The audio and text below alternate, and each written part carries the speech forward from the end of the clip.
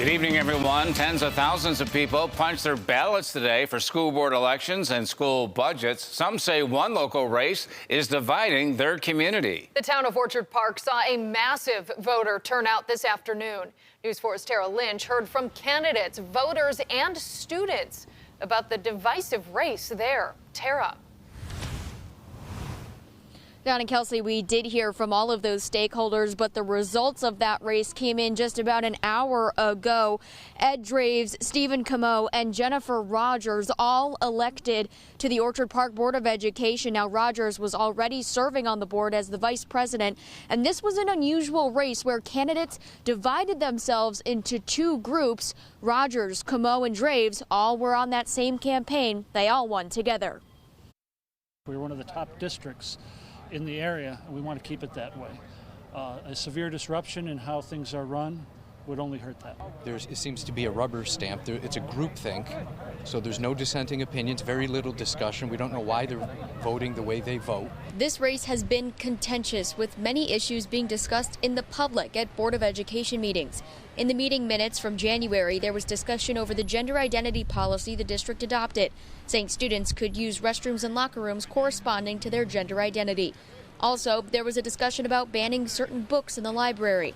There are 6 candidates vying for 3 seats, but it's rare to have them running in 2 distinct groups. Jen Rogers, Ed Draves, and Stephen Camo are on one side, and Catherine Ibarra, Steve Barlett, and Bobby Wellington on the other. We support the teachers, and we have the teachers' support in kind. We support all students, no matter how they identify themselves, how they love, or their socioeconomic background.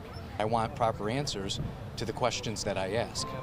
And it's not really a good feeling when you don't feel represented or your family doesn't feel represented and you feel ignored and cast off to the side. It's unusual for students to be involved in Board of Education campaigns, but Orchard Park sophomore Luke Lippett started Students Protecting Education in October. He says students formed this group to advocate for themselves in this election. We sat down and we said, we're going to support candidates who support the values that we as students see important, the values of diversity, inclusion, love and acceptance. Voters turned out to the polls, packing the high school to make their voices heard. Some feel the board needs to include different voices, while others say they think the district is on the right track. With every child included, regardless of race, gender, any of that. And I just feel like it might even the board out a little bit more and give everybody a chance to be heard who has different opinions other than them.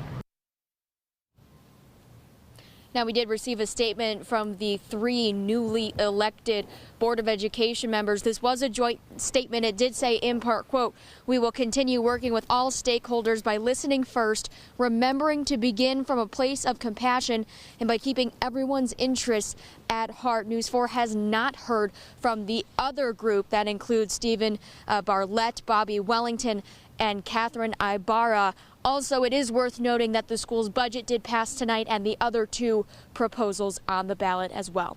For now, reporting live in Orchard Park, Tara Lynch, News 4.